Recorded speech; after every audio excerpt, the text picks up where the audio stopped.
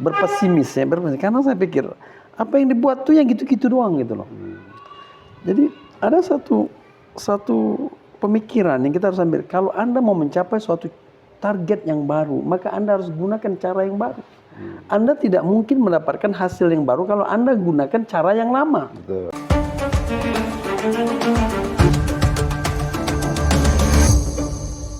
Kalau saya Irfan sekarang, bagaimana membentuk saksiyah? Tadi beliau sampaikan kan ada pemikiran. Kalau cukup pemikiran saja itu ternyata nggak cukup ya. Perlu juga perasaan yang Islami. Jadi dengan keikhlasan tadi. Bagaimana kita membentuk generasi-generasi muda kita yang bukan hanya secara pemikiran mereka bagus dengan Islam, tapi juga perasaannya, keikhlasannya terbangun, Ustaz. Sehingga mereka dalam berjuang itu betul-betul dari hati, bukannya sekedar otaknya saja gitu. Gimana, Ustaz? Ya, seperti tadi Antum juga sudah sebut ya, membangun sahsiah kepribadian Muslim itu terbangun dari dua hal, pemikiran dan perasaan. Tidak cukup hanya pemikiran saja. Tadi Habib juga sudah menjelaskan, kalau mau baca bisa paham, tapi kalau paham hanya ada di otak saja, tidak mau beramal. Nah itu artinya dia punya fikroh Islam, fikroh pemikirannya sudah ada, tetapi belum tergerak untuk beramal. Nah, untuk bisa tergerak dalam amal itu perasaan-perasaannya juga harus dibangun. Nafsiyahnya juga harus dibangun. Nah, inti dari semua tadi itu, kan inti dari Islam itu, inti dari risalah Islam itu ada di Al-Quran. Maka semua juga harus dibangun berdasarkan kandungan yang ada di dalam Al-Quran. Pemikirannya, fikrohnya tadi juga harus digali dari kandungan isi Al-Quran. Jadi jangan kemudian kita mencari pemikiran ala barat, pemikiran ala kemajuan yang diperoleh di luar dari Islam. Karena kalau itu yang dikejar, berarti nanti pemikirannya atau fikrohnya itu bukan fikroh Islami, tapi fikroh yang tidak Islami. Kemudian membangun nafsiyahnya juga harus dengan dengan nafsiyah Islam. Dari mana itu sumbernya? Ya tetap dari Al-Quran. Artinya dengan tadi membaca Al-Quran, mengkaji isinya, kemudian tergerak untuk mengamalkan, karena di dalam ayat Al-Quran itu kan banyak nilai-nilai, baik nilai yang terkait dengan keduniaan maupun nilai yang terkait dengan ukhrawi. Nah, jadi kalau semua itu dibangun, maka insya Allah akan terbangun juga yang kita sebut tadi sebagai sahsiah Islamiyah atau kepribadian Islam. Jadi intinya muaranya adalah ada di dalam Al-Quran. Ya, kemudian ini Ustaz, bahwa kondisi hari ini ya, baik lagi mayoritas umat Islam ternyata kan saksiyah Islamnya sepertinya masih jauh dari Islam. Jauh. Ya. Tadi pemikirannya juga jauh, perasaan juga jauh, ketika beramal juga ada pamrih, ya bukan ikhlas karena Allah misalnya itu ya. Nah ini kan sudah jamak, sudah umum kita dapati di masyarakat seperti itu Ustaz. Nah, ini dakwah yang kita lakukan harusnya seperti apa Ustaz? Kalau kemudian mengajak orang saja untuk ikhlas susah gitu ya. Dan mudah-mudahan kita pun jadi bagian orang-orang yang ikhlas ya Ustaz ya. Tidak menjadi bagian orang-orang yang beramal itu karena sesuatu yang lain. Bukan karena dunia yang ingin kita kejar ya, tapi ini perintah Allah harus kita jalankan gitu ya. Nah, bagaimana kemudian dakwah yang bisa kita mulai untuk menjadikan umat Islam hari ini yang tidak hanya sekedar paham dengan Islam, tapi juga mereka punya keikhlasan ketika mereka mengamalkan dan juga mendakwakan Islam.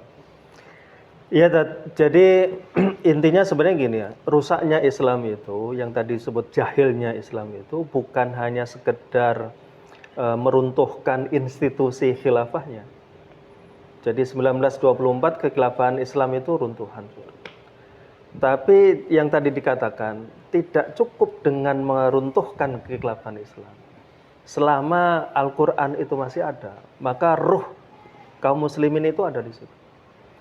Maka sebenarnya kejatuhan jahilnya umat ini sudah diskenariokan lama sekali. Nah, makanya kemudian kita harus bangun kembali kesadaran bahwa Islam itu hanya akan bisa tegak selama kaum musliminnya terikat dengan Al-Quran. Dia membaca Al-Quran, dia memahami Al-Quran, dia mengamalkan Al-Quran, termasuk dia mendakwahkan Al-Quran. Nah, dalam tanda petik, kalau semua sudah digali dari Al-Quran, maka nilai-nilai yang tadi disebut sebagai keikhlasan itu sebenarnya sudah diajarkan di dalam Al-Quran. Jadi kalau hari ini kimah kita, spirit kita, termasuk tadi yang Habib sampaikan mendakwahkan Islam itu ada motif-motif lain, itu karena kita itu sudah dicekoki ideologi kapitalisme sebelum khilafah itu runtuh kan gitu. Jadi motif-motif material itu, motif-motif kebendaan itu sudah dicekoki sebelum institusi khilafah runtuh, sehingga semua motif yang kita jalankan hari ini itu lebih banyak motifnya adalah materi. Jadi kalau dakwah Habib mengajarkan Al-Quran, mohon maaf nih, maka spirit yang dicari adalah dapat sesuatu. Jadi, nah itu yang kemudian harus dijauhkan juga. Artinya sesuatu benda, kebendaan, rizki, harta, itu sebenarnya sudah Allah janjikan itu. Sudah Allah tentukan. Kadarnya itu juga sudah ditentukan. Maka spirit amal kita adalah memang lillah ta'ala, kemudian kebendaan tadi, materi tadi itu insya Allah akan keberikan. Baik, ke Ustaz Rai. Ustaz, ini kan kalau lihat Nabi sebelum beliau hijrah dari Mekah ke Madinah, itu kan beliau mengutus Mus'ab bin Umair ya, dari Mekah ke Madinah. Beliau mendatangi dua suku besar di Madinah ya, ada Aus dan Khazraj ya. Kemudian beliau dakwahi mereka dan kemudian mereka mau menerima Islam. Bahkan kemudian akad terakhir mereka siap melindungi Islam, siap melindungi dakwah Nabi kan begitu. Sampai kemudian dipastikan Madinah siap untuk menerima hijrah ya. Nabi hijrah kan begitu. Nah, konteks hari ini Ustaz, tadi disinggung Habib bahwa kemunduran umat Islam itu jauh sebelum khilafah itu runtuh ya. Pemikiran nasionalisme kita tahu, termasuk ketika anak-anak kaum muslim saat itu dikirim ke barat untuk belajar demokrasi, belajar nasionalisme dan seterusnya, pemikiran-pemikiran barat ya. Sehingga mereka kemudian bawa pemikiran itu ke negeri kaum muslim dan akhirnya khilafah runtuh kan begitu. Nah, hari ini pun penguasa kita juga seperti itu. Tidak jauh mereka itu juga banyak sekali mengidap pemikiran-pemikiran yang jauh dari Islam, termasuk nasionalisme, termasuk pemikiran-pemikiran bagaimana mereka itu tadi jahiliyah modern yang saya sebut tadi itu. Nah, dalam konteks hijrah hari ini, bahwa kita kan butuh para penguasa atau orang-orang yang memiliki kekuatan, memiliki kekuasaan untuk bagaimana mereka melindungi dakwah kita, dakwah Islam, ya, dakwah untuk merubah kondisi masyarakat dari jahiliyah kepada Islam. Nah, di tengah kondisi penguasa yang seperti tadi, diracuni berbagai pemikiran barat, bagaimana kemudian upaya dakwah kita bisa kita lakukan saat agar perlindungan itu kita bisa dapatkan sebagaimana Mus'ab bin Umair mendapatkan perlindungan atau dukungan dakwah dari suku Aus dan Khazraj di Madinah. Iya, jawabannya dakwah Ustaz. Tetap dakwah. Jadi sekarang begini, bagaimana tadi Habib cerita, bagaimana dia akan menempatkan ini sebagai sesuatu, kalau dia tidak sesuatu dia tidak paham. Contoh begini, kan kata Nabi dia berbuat itu atas pemahaman yang dia miliki. Jadi kalau ini dikatakan misalnya riba itu boleh, ya diambil. Bank di mana aja. Termasuk penguasanya pun menghalalkan riba. Pinjaman dari luar dan sebagainya. Artinya apa? Hari ini insya Allah kita sepakat, hari ini negeri ini dan seluruh dunia, negeri kaum muslimin itu tidak menerapkan Islam. Karena dia membebek kepada penguasa yang menerapkan bukan Islam. Pada saat kita dakwahi, contoh ya, saat ada 14 kabilah di satu sirah itu didakwahi oleh Nabi, ada yang menerima, ada yang tidak. Ada yang menerima, kemudian bersabar. Artinya apa? Dakwah dulu, wasilahnya. Iya, Ustaz, mungkin mohon maaf saya terpotong ya. Konteks dakwahnya itu yang seperti apa? Barangkali kita perlu berdetailan. Kenapa? Karena di luar sana pun banyak orang mengklaim mereka sedang berdakwah. Gitu, kan? Sedang berdakwah. Tapi dakwahnya seperti apa dulu nih? Supaya tadi sampai pada tujuan yang kita harapkan. Iya, memang saling mengklaim itu menjadi sulit ya. Padahal kalau semuanya dikatakan saya juga berdakwah, semua juga berdakwah ya Bib. Semuanya mengikuti Nabi, juga semua mengikuti Nabi. Tidak bermaksud mengklaim. Kita tidak bermaksud mengklaim, tapi ingin coba kita menggambarkan bagaimana Nabi itu membina sahabat itu seperti apa. Karena pasti itu contoh terbaik. Nah, bagaimana itu seorang Mus'ab bin Umair. Tadi karena bicara tentang Mus'ab bin Umair. Dia meninggalkan kekayaannya, meninggalkan kehidupan yang luar biasa. Dalam satu sirah itu diceritakan tidak ada pintu orang Quraisy saat itu yang tidak dibuka kalau Mus'ab bin Umair keluar rumah. Karena saking tampannya, saking kaya. Artinya itu hal yang biasa dalam manusia. Jadi dia senang dengan kekayaan dan ini. Tapi saat dia mengenal Nabi Shallallahu Alaihi Wasallam dan ajarannya apa yang dibawa oleh Nabi, dia ditinggalkan itu semua. Malah ada ancaman dari rumah. Seorang ibunya tuh mengancam. Apa fasilitas yang dia dapat hari ini tuh dia akan dicabut semua. Sampai di perang Uhud itu, Ustaz, saya shortcut ya, di perang Uhud itu, beliau seorang yang syahid itu. Diceritakan di sirah itu bagaimana itu gamisnya itu menutupi kepalanya. Kakinya terangkat, diturunkan ke bawah, kepalanya terangkat. Jadi kata Nabi, tutup kepalanya dengan gamis. Karena dia akan dimakamkan dengan baju yang dia terakhir. Kakinya ditutup dengan rumputan. Apa poinnya? Berarti yang dilakukan oleh Nabi itu menanamkan akidah Islam. Apa akidah Islam itu? Ternyata di Arkom itu, yang jumlahnya, yang saya pahami ada 40 orang, itu memang hanya akidah Islam saja.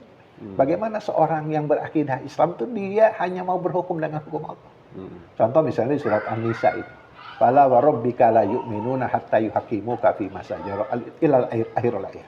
Jadi iman itu selalu ditimbang dengan ketaatan kita kepada Allah. Berarti ini pembinaan itu kita harus seperti itu. Kalau hari ini misalnya kita dibina, di satu sisi kita antang saja dibina dengan itu, tapi di satu sisi yang lain ada satu kehidupan yang tidak diatur dengan Islam. Harusnya ada kemarahan dari keimanan kita. Baru itu dikatakan seperti tadi, Mus'ab bin Umair diancam ibunya pun dia tetap nyelonong gitu. Padahal kita sangat paham menentang ibu itu dosanya besar. Ini Nabi langsung Mus'ab itu langsung jalan. Dalam arti dia teruskan dakwah. Berarti ini iman yang ditancapkan oleh Nabi dalam pembinaan. Bukan iman mengklaim saja. Jadi iman itu dari arti. Jadi kalau bahasa kita dalam pembinaan itu ada akidah sia-sia, ada akidah ruhiyah. Akidah ruhiyah itu apa? Yang seperti dipahami iman kepada Allah, rukun iman, arkanul iman yang 6 itu. Terus kedua, akidah sia-sia bagaimana? Arkanul iman, rukun yang 6 itu menjadikan manifestasi kita dalam kehidupan. Apa artinya? Oh, kita misalnya bekerja tidak boleh mengambil riswah, tidak mengambil harta yang haram, tidak boleh menyakiti. Jadi fikrah dan thariqah, akliyah dan saksi, akliyah dan nafsiyah itu nyambung. Antara akliyah itu pemikiran Islam dan nafsiyahnya, dia tuh nyambung. Saat misalnya Allah menyuruh menjauhi riba, dia tinggalkan. Yang haram ditinggalkan. Mencari rezeki yang halal harus itu, harus itu. Saya pikir itu, Ustaz. Jadi pembinaan itu harus sampai ke situ. Bukan hanya menggambarkan, oh iya, Anda dibina di satu sisi ini Islam sendiri, ini pembinaan sendiri. Atau terpisah seperti jalan kereta api. Jadi ada 2 rel itu, masing-masing ini silahkan nggak bisa. Saat Islam itu didakwahkan, saat Islam itu dijalankan, yang batil itu harus lenyap. Waktu jalhaqa wa huwal batil, inna batila kana jahuq, itu harus seperti itu. Nggak seperti hari ini masing-masing. Yang Islam yang dakwah mangga, yang batil juga mangga, nggak boleh terjadi. Allahu a'lam. Baik, artinya memang Islam kafah itulah yang harus kita dakwahkan. Tidak hanya Islam parsial, Islam yang hanya sebagian-sebagian. Mungkin ada yang berdakwah akhlaknya saja, ada yang dakwah itu dari sisi mungkin akidahnya saja cukup sampai di situ, tapi bagaimana implementasinya mungkin tidak sampai ke sana misalnya. Ada yang dakwah mungkin di ekonominya saja. Padahal Islam kan utuh ya, mengatur kehidupan, yang itulah harus kita dakwah. Betul. Itulah Islam kafah. Setuju. Gitu ya.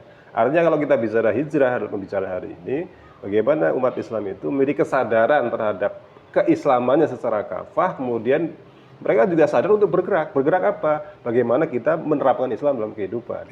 Bahwa hari ini ternyata baru sebatas individu, atau mungkin kelompok ya, sebagian kecil. Ya, bagaimana kemudian Islam ini disadari bersama oleh seluruh umat Islam, atau mayoritas umat Islam, kemudian Islam bisa diterapkan dalam ranah kekuasaan. Begitu ya Ustaz ya, barangkali yang jadi ya kalau Nabi bicaranya sendirian, kebaikan itu Nabi sudah punya semua. Nabi itu digelari Al-Amin itu sebelum jadi Nabi. Kemudian Nabi itu mendapat risalah itu pun dia tuh sudah terkenal baik. Tapi Nabi itu harus membuat baik banyak orang. Nah itu baru ada perlawanan. Jadi nggak cukup jadi orang soleh, harus jadi muslim. Muslim. Yang berbaik ya, Beb. Beb terakhir Beb ini untuk closing ya. Bagaimana Habib memiliki harapan besar kepada umat Islam, terutama para pemuda Islam, Habib, yang hari ini tentu kita banyak berharap ya dengan para pemuda, mereka menjadi orang-orang atau agent of change, agen-agen perubahan di tengah kondisi umat yang carut-marut seperti sekarang. Habib barangkali bisa memberikan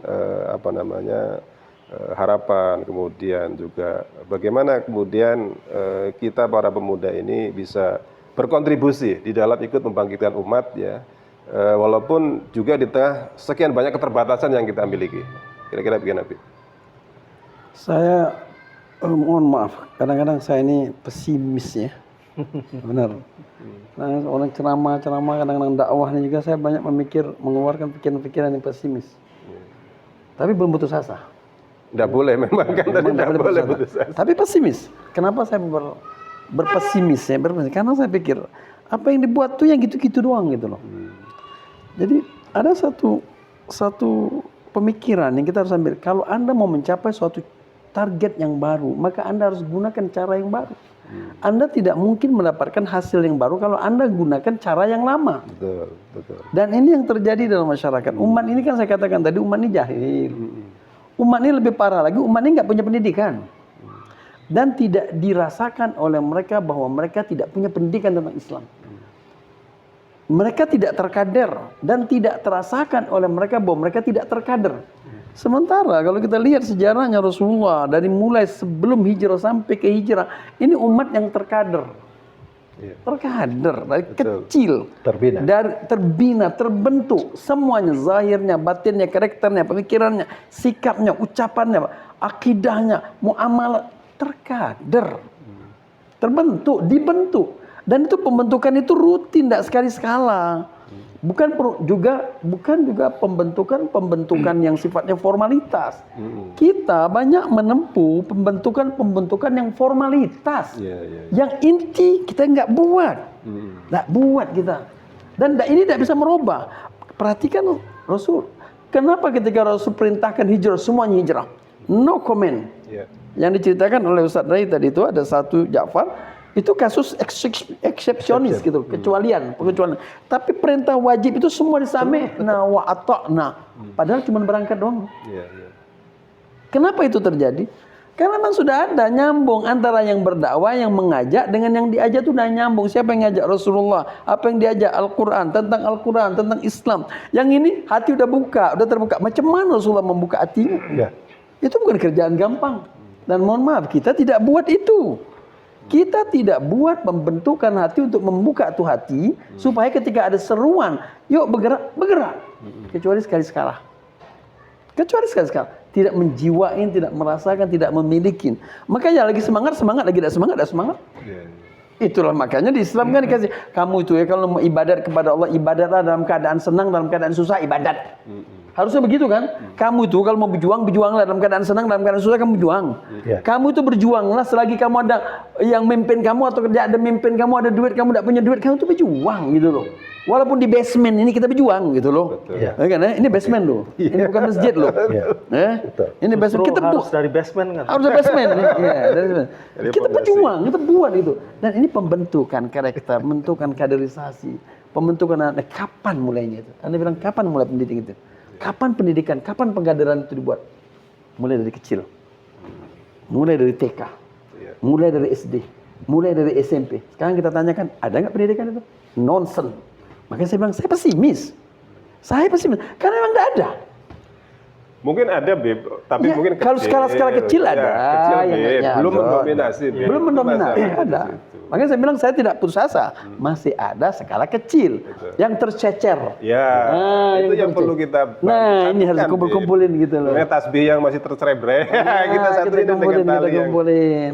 Cuman ngumpulinnya bukan kerjaan gampang. Betul itu. Ngumpulinnya tidak gampang. Itu juga yang kita hadapi itu. Artinya semangat kita naik turun itu. Kita ngomongin khilafah, padahal perkara yang so simpel. Anda ngomong orang-orang yang anti dengan khilafah Islamnya. Saya mau tanya kamu semua yang anti khilafah Islamnya. Kamu itu kalau sholat Jumat ada nggak ngedoain? Ya Allah, ampunilah untuk Abu Bakar As-Siddiq semua Khulafaur Rasyidin, Abu Bakar, Umar, Utsman. Kamu nyebut enggak Khulafaur Rasyidin tuh? Nyebut. Berarti ada khilafah enggak? Ada. Terus kenapa kamu merangin khilafah? Kamu sendiri yang nyebutnya itu, kamu sendiri yang ngedoakan itu, terus pas orang yang ngomong tentang khilafah, kamu musuhin. Ya kontradiksi pemikiran, dan urusan kontradiksi pemikiran ini sudah lama terjadi. Kontradiksi. Terakhir ya. Tadi Habib bilang pesimis, ya. Dan walaupun tidak putus asa, karena tidak boleh ya. Dan saya yakin juga di umat masih banyak yang seperti itu. Artinya umat kita banyak yang pesimis juga dengan kondisi kita hari ini. Bagaimana kemudian kita bisa bersatu, bagaimana kita bisa menang, bagaimana kita bisa berkuasa ya. Itu kan banyak sekali yang pesimis. Nah, udah ngurusin perut aja susah gitu kan, gimana ngomongin perjuangan. Bagaimana Ustaz kita membangun optimisme dari umat kita itu di tengah kondisi yang sedemikian rupa hari ini kita hadapi? Allahu Akbar. Insyaallah. Tinggal melihatnya dari mana, Ustaz? Kalau melihatnya dari faktual hari ini, apa yang dilakukan oleh umat, termasuk apa yang dilakukan oleh para dai tadi, pengemban dakwah itu, bisa jadi pesimis.